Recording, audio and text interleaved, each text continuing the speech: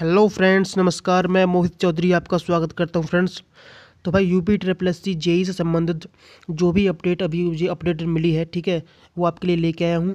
आयोग से क्या क्या इसके बारे में खबर मिली है वो आपके लिए लेके आया हूं, ठीक है। मेरा काम है आपको हर अपडेट बताना, चाहे कुछ बदलाव हो रहा हो वो बताना, या कोई नोटिफिकेशन आया हो जेई से संबंधित वो बताना, ठीक है। तो आपको यकीन करना पड़ेगा फ्रेंड्स, ठीक है। तो UP triple S C JE 2016 और 2018 में उसकी क्या संबंधित मुझे इन्फॉर्मेशन मिली है वो मैं आपको बता रहा हूँ आयोग से, ठीक है फ्रेंड्स। अब बात करते हैं क्या क्या खबर मिली है, ठीक है। यूपी ट्रिपल एस जेई 18 वाला जो पेपर जो फार्म भर रखे हैं उनके लिए एक गुड न्यूज़ है। और गुड न्यूज़ क्या है आपको देखना पड़ेगा वीडियो, ठीक है। उसके बाद जो 16 वाला जेई का पेपर है उसकी एग्जाम डेट क्या अपडेट हुई है उसके बारे में बात करेंगे, देखिए फ्रेंड्स। और जेई 16 और 18 में पेट लागू होगा कि नहीं होगा, दो फार्म उन्होंने भर रखे हैं, 16 वाला 18 वाला, इन दोनों में पेट लागू होगा कि नहीं होगा इसके बारे में बात करेंगे, बने रहिए, ठीक है। और नई जो वैकेंसी आने वाली है, ठीक है, उनमें पेट लागू होगा कि नहीं होगा, क्योंकि फ्रेंड्स आपको पता होगा यूपी ट्रिपल एस सी में अब तक टेक्निकल और नॉन टेक दोनों को मिला के 24 से 25 वैकेंसियों का अध्याचन आ चुका है, ठीक है, हर एक डिपार्टमेंट से। आपको शायद पता ना हो, ये रियल खबर है, ठीक है, पक्की खबर है। इसमें से 4 वैकेंसी हमारी क्या है, जेई की है, इलेक्ट्रिकल, मैकेनिकल, सिविल, इन सब की, ठीक है। तो कौन सी वैकेंसी उस बारे में बात करेंगे, उनमें पेट लागू होगा कि नहीं होगा, उससे फ़ायदे क्या होंगे, नुकसान क्या होंगे, इसके बारे में बात करेंगे, ठीक है। और नेक्स्ट टॉपिक जो हमारा, न्यू वैकेंसी कब तक आ जाएंगी, क्योंकि पेट अगर लगेगा तो वैकेंसी में टाइमिंग लग सकती है, ठीक है, इसके बारे में बात करेंगे।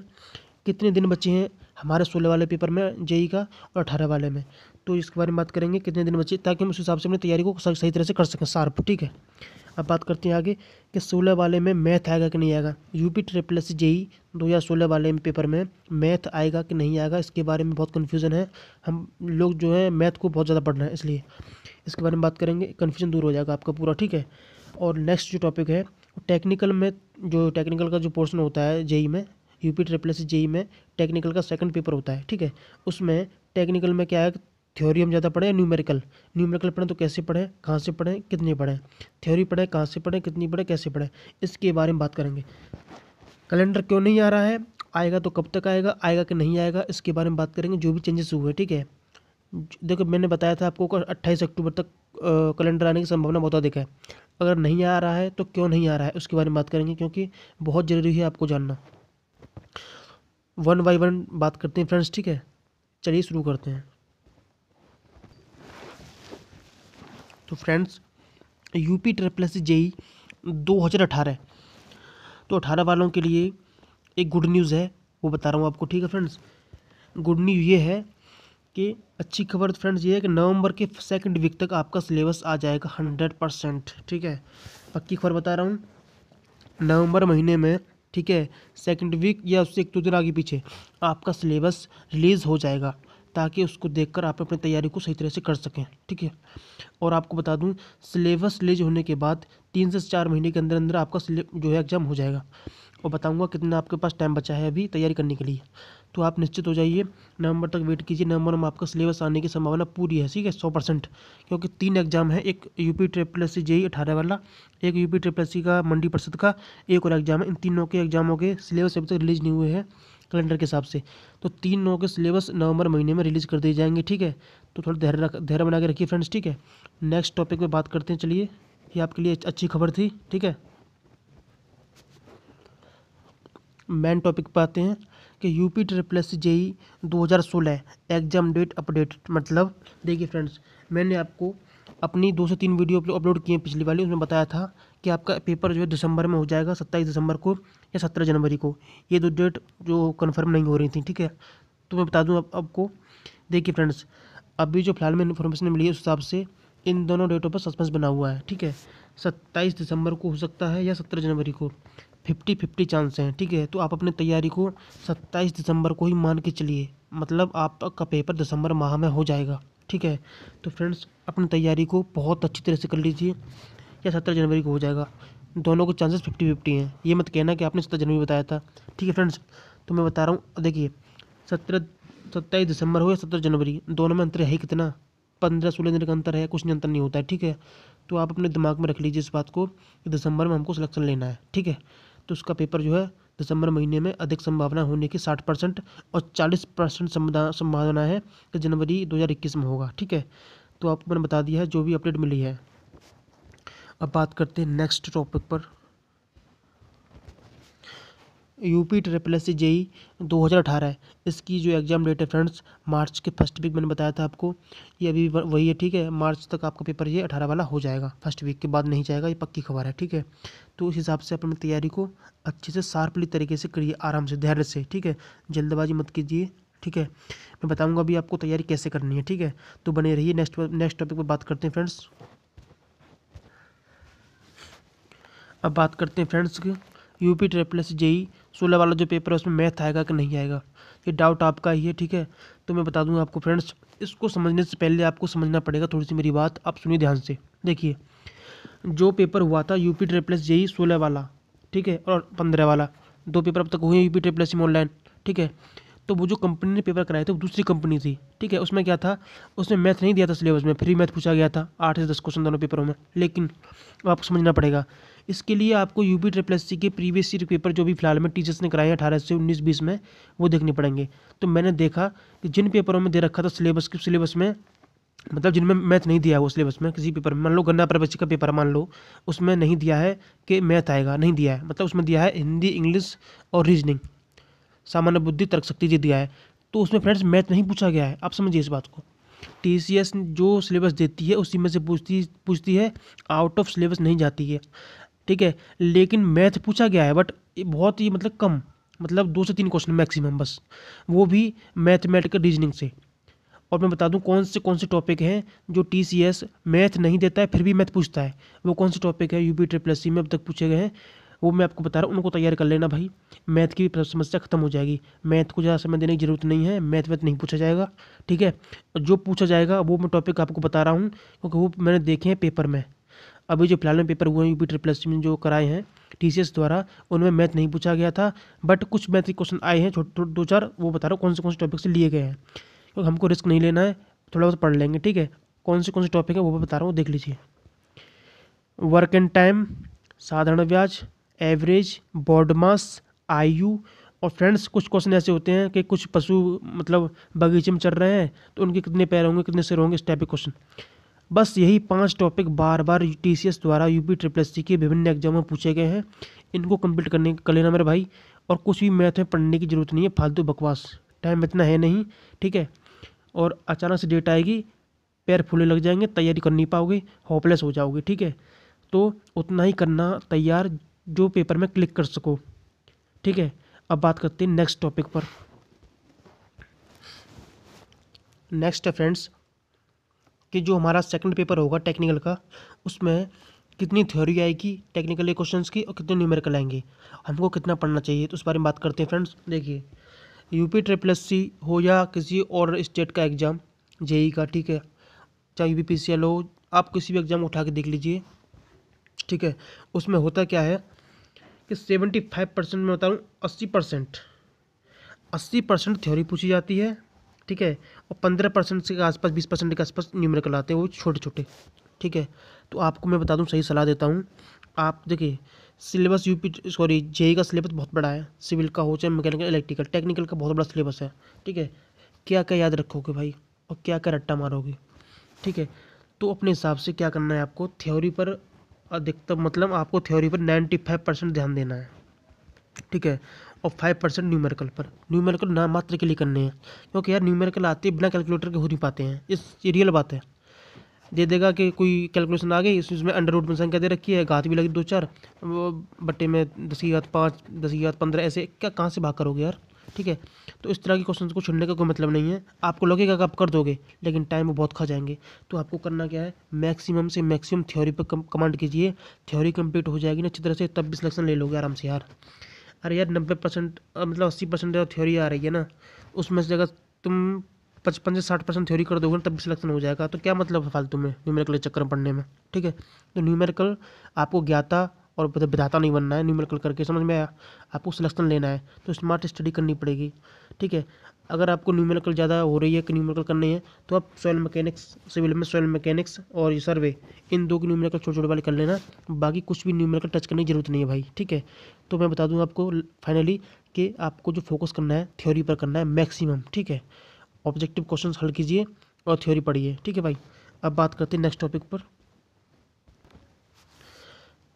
देखिए फ्रेंड्स, जिस तरह से पेपर की मैं डेट आपको बताई है उस हिसाब से देखा जाए तो मोटा मोटा आपके पास यूपी ट्रिपल प्लस जेई 18 वाले एग्जाम के लिए कितने दिन बचे हैं ताकि अपनी स्टडी को आप बहुत अच्छी तरीके से कर सको। ठीक है, तो मैं बता दूं आपके पास जो फ्रेंड्स दिन बचे हैं वो 95 से लेके 100 दिन आपके पास, 90 से 100 के बीच में, मतलब 95 से 100 दिन आपके पास बचे हैं। इन्हीं दिन में आपको अपनी लड़ाई लड़नी है, चाहे हारिए चाहे जीतिए। तैयारी कीजिए, फिल्म देखिए, यूट्यूब देखिए, वेब सीरीज़ देखिए, मिर्ज़ापुर देखिए, जो देखना है देखिए। ठीक है, आपको करना क्या है, इन्हीं दिन के अंदर अंदर अपनी ज़िंदगी की लड़ाई लड़नी है। टारगेट रखिए 100 दिन का, और 100 दिन के अंदर अंदर आपको सिलेक्शन ले लेना है भाई साहब। ठीक है, अब बात करते हैं नेक्स्ट 16 वाला। अब देखिए फ्रेंड्स, जो 16 वाली डेट मैंने आपको बताई उस हिसाब से देखा जाए तो आपके पास आज से 55 से 60 दिन आपके पास बचे हुए हैं। इन 55 से 60 दिन में जो करना है, साम दाम दंड भेद सब कुछ अपना लीजिए फ्रेंड्स, और लगा दीजिए पूरी जान, झोंक दीजिए अपने आप को इसमें। ठीक है, और फ्रेंड्स मैं आपको बता दूं, इस वीडियो में बताऊंगा मैं आपको कि आपको तैयारी किस तरह करनी है, कम समय में अच्छी तैयारी कैसे की जाती है, उस बारे में बात करेंगे। ठीक है, तो आपको अपना टारगेट 55 दिन का सेट करके अपने सिलेबस को कंप्लीट कर लेना है। ठीक है, अब बात करते हैं नेक्स्ट टॉपिक पर। तो नेक्स्ट टॉपिक है फ्रेंड्स कि यूपी ट्रिपल प्लस जेई 16-18 में पैट लागू होगा कि नहीं होगा। ठीक है, और ये जो वैकेंसी हमारे लिए आखिरी मौका क्यों है। ठीक है, देखिए भाई, ये जो पैट है ना, ये नवंबर से इसका नोटिफिकेशन रिलीज़ हो जाएगा। ठीक है, और इसी की वजह से कैलेंडर नहीं आ रहा है।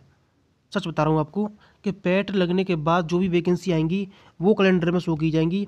फिलहाल में कोई भी पुरानी वैकेंसी के लिए कैलेंडर रिलीज नहीं होगा। ठीक है, तो इसलिए मैं आपको बता नहीं रहा था कैलेंडर के बारे में, लास्ट में बात करते हैं। ठीक है, इसके बारे में, लेकिन उससे पहले बता दूं कि जो भी पुरानी भर्तियां हैं 16 की, 17, 18 की, उसमें किसी में भी पैट लागू नहीं होगा, समझ लीजिए इस बात को। ठीक है, तो पैट इसमें नहीं लगने वाला है। ठीक है, निश्चिंत रहिए, कोई दिक्कत की बात नहीं है।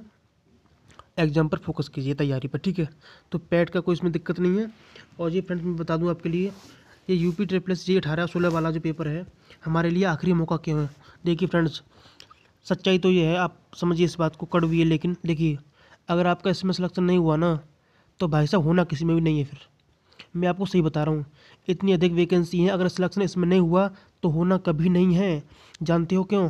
क्योंकि नवंबर से पैट लग जाएगा, उसकी तैयारी करो साला। उसमें मैथ पढ़ो, इंग्लिश पढ़ो, हिंदी रीजनिंग क्या क्या पढ़ना पड़ेगा, नॉन टेक पढ़ना पड़ेगा।